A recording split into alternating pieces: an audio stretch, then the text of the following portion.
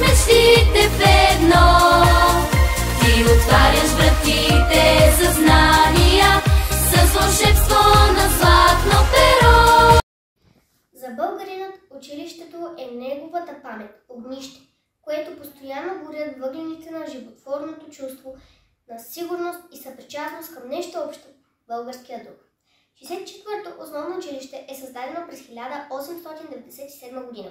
Записването на учениците се случва за много кратко време – от 22 септември 1897 година до 30 септември 1897 година.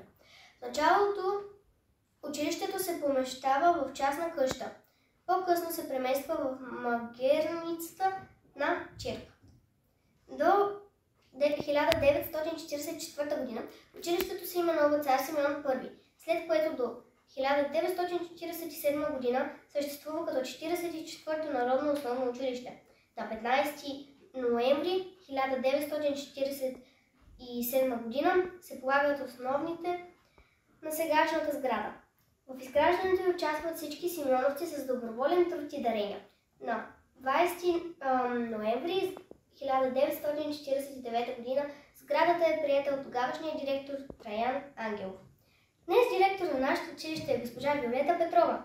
Тук учат 405 деца в 16 паралелки и 20 деца от 3-та и 4-та възрастова група в подготвителен клас.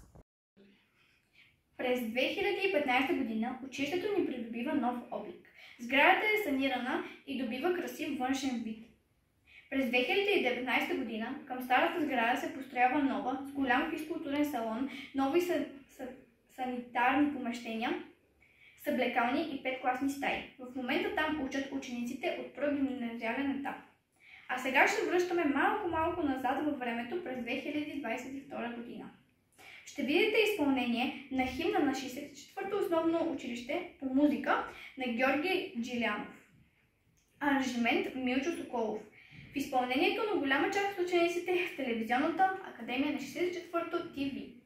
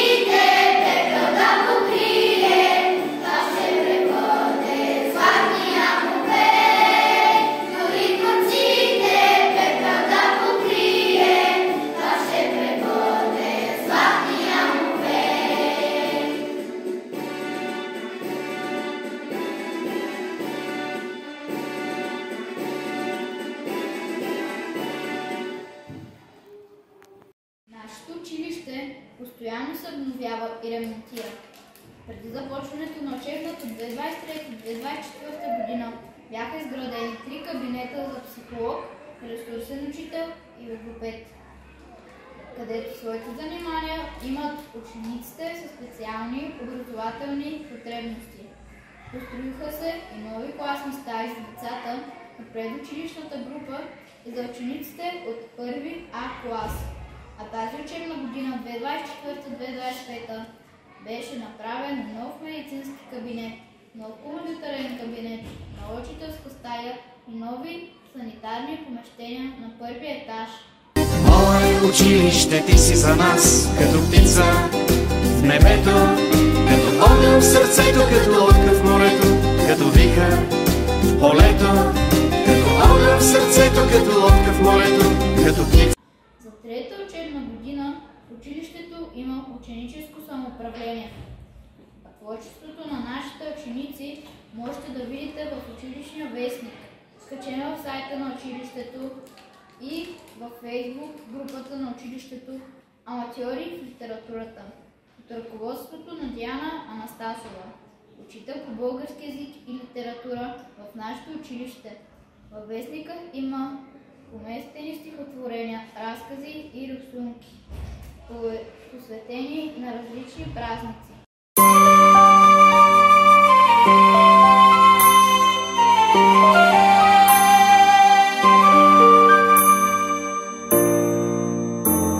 Тамада в нашите души.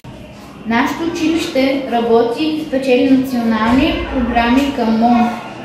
Национална програма Заедно в изкуствата и спорта. Национална програма Осигуряване на съвременна, сигурна и достъпна образователна среда. МОЛУ Съвременна среда за качествено обучение по хуманитарни науки, изкуства и спорт. А сега ще видите нашите малки първокласници от първи В клас с класен ръководител Илинка Толева и учител в ЦДО Румяна Радева. На вечерието на 1 ноември е патронният празник на нашето училище. Ние, учениците от първи В клас, с нетърпение и огромно желание ще ви представим всичко, което научихме за Денят на народните родители и нашият патрон цар Симеон Велики. Учителите са книжовници, борци за свобода и просветители, които са водени от една идея – любов към народа си и желание да бъде свободен и просветен. Част от нашите книжовници са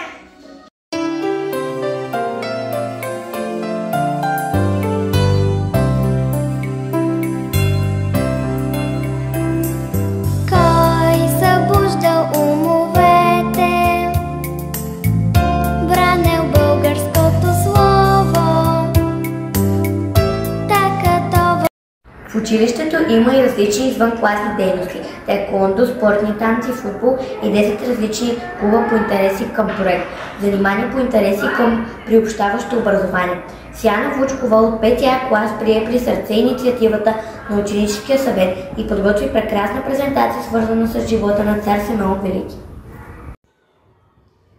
За моята презентация за цар Симеон Велики съм подготвила неговото управление 3 периода. Първият започва 893 година и завършва 912.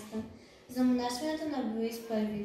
През 889 година княз Борис I се замонашва и отстъпва престола на първородния си син Владимир Арсатен. Съборът от 893 година. През 893 година Преслав се свиква народен събор, на който се избира новият български владетел, третият син на Борис I Симеон. Личността на Симеон. Новият княз, още като дете, е изпратен да учи в Магнолуската школа. В Константинопол Симеон приема монашески сан и се подготвя да оглави българската църква. Търговската война с Византия. Още през 894 година на княз Симеон се налага да отстоява интересите на България. Търговията с български стоки е преместена от император в Семни, в Солун и търпим загуби. Симеон печели войната и търговията се завръща в Константинопол. Вторият период е 913 година и завършва в 927 година.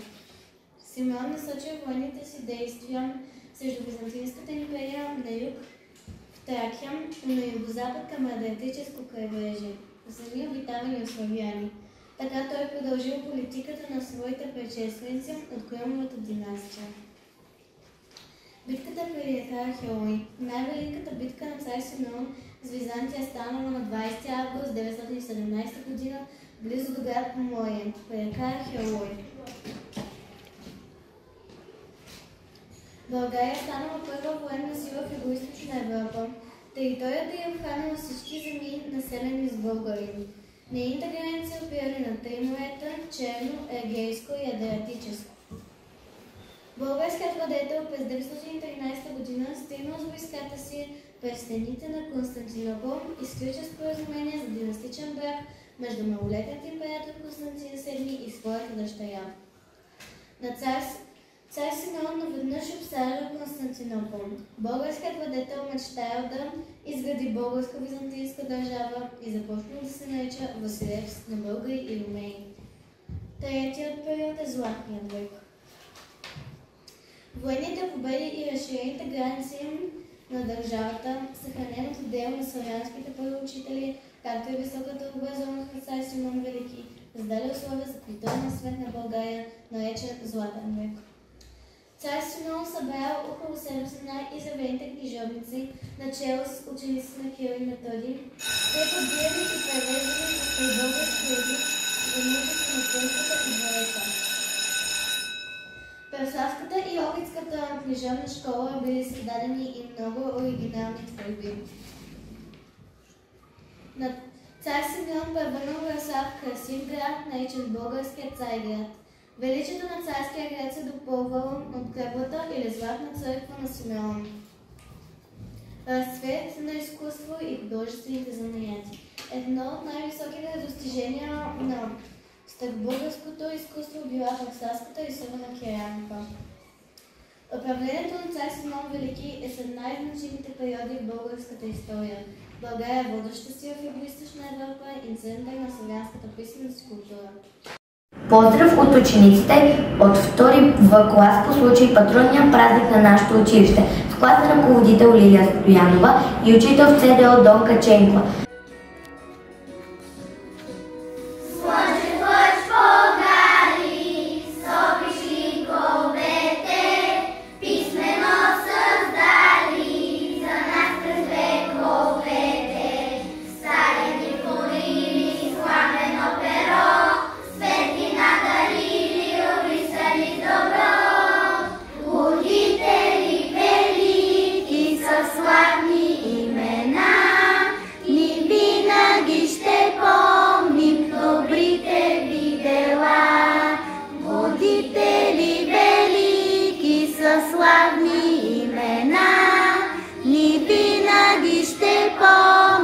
Добрите ви дела.